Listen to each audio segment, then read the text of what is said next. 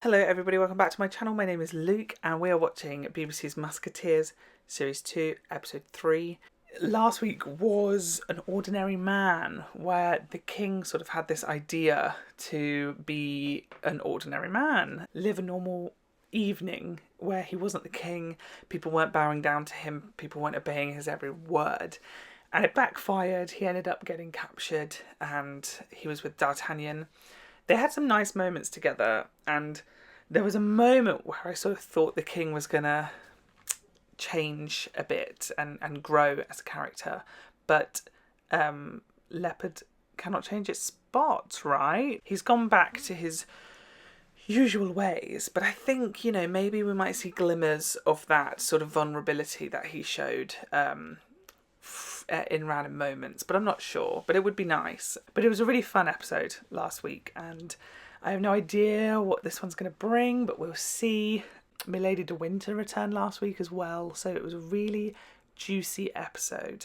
We'll see where this week's going to go. I have no idea, as per usual, but let's see if it's as good as. So let's go. Series 2, Episode 3.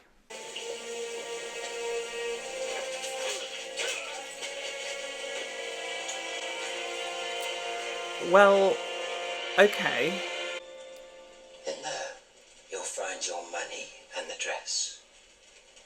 And the crown. Oh my god, if he's gonna make her... Don't talk. If he's gonna make her dress up as the queen, is that a fantasy of his? He wants to fuck the queen. I warn you, I am a desperate man. It's Dr. Moon! Drop it. Do as he says. Musketeers! We will kill you where you stand. Oh, this is so uncomfortable. I love you, Rochefort. I have always loved you. This makes me so uncomfortable. For the queen, you know. God, oh, I love you. The poor, poor queen has that near her pretty much all the time, and she has no idea that he wants to lust after her. Please move back.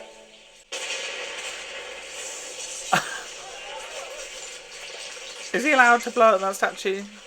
The Spanish have kidnapped my daughter, and they are holding her here in Paris. Do we have a deal? Well, that's the premise set up. We're going to find his daughter. Oh. Hello. She really gives me Cersei Lannister vibes. I've urgent business with the king. Of course you do. He's still on the breast. I suspect he knows a little more about medicine than a cloth merchant's wife. General Balthasar will exchange tomorrow for the cipher machine. I mean, if you heard your baby's not very well, you're going to want to go check it out, aren't you?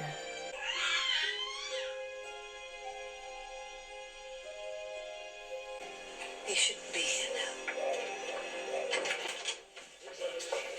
What a messy situation. I've got to watch a Musketeers reaction and not use the word messy, because all I do is say how messy it is, but it's very messy. If there is no improvement, we will turn to leeches. Bleeding is an infallible cure for congested lungs. I sometimes wonder who really benefits from your marvellous plan. Is it Spain or is it just Rochefort? That's a very good question. Give me the cipher. The girl first.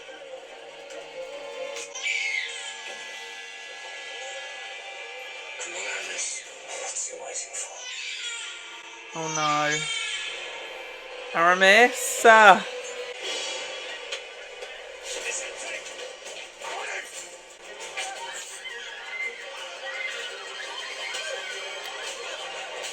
Yes, Queen. Ooh, that made me uncomfortable. Why do bad things always happen to Porthos? Can I ask? Porthos, though. Sorry, I worry more about Porthos than the guy's daughter. Your Majesty, Oh, God. if there is anything I can do, I will sit with you, if you wish. I'm not a nurse, I'm a poet. Fix your own leg. Spain? A little bit. Something went wrong with the exchange. I'm going to read now. If you decide to die, do it quietly. Me. I love you.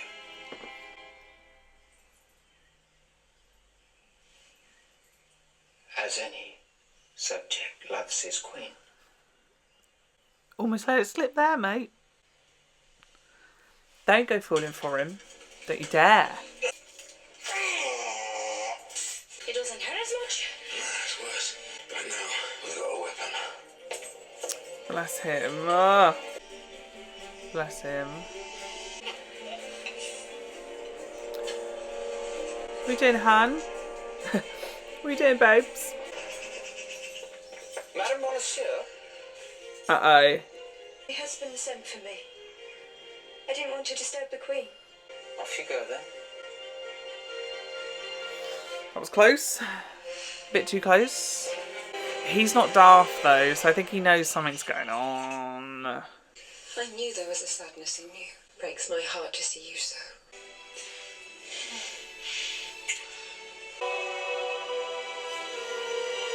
Goodness. Baby, it's yours. Of course not. Is it yours? She has noticed you have to get pregnant first. If it is D'Artagnan's. It's not hers. It's not mine. Don't tell anyone you saw me. Oh no, the baby's gone.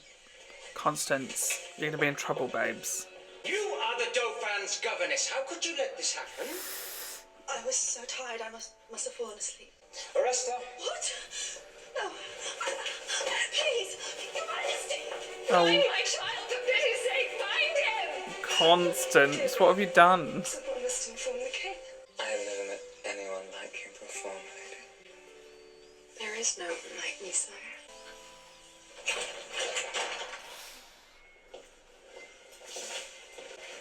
Get out!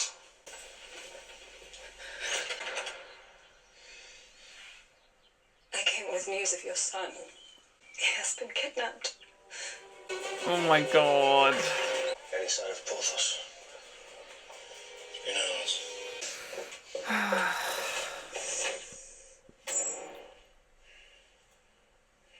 Oh. Your choice, Derek.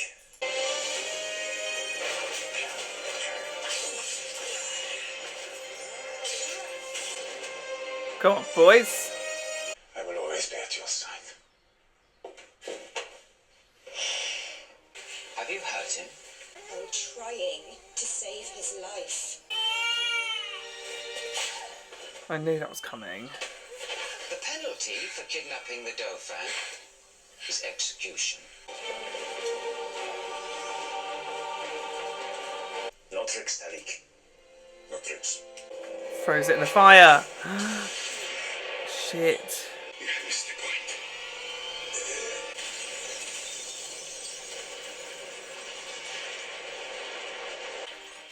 point. What a way to go. That's quite badass. Also a bit sad. Possessed you, Constance. Do you hate me so much?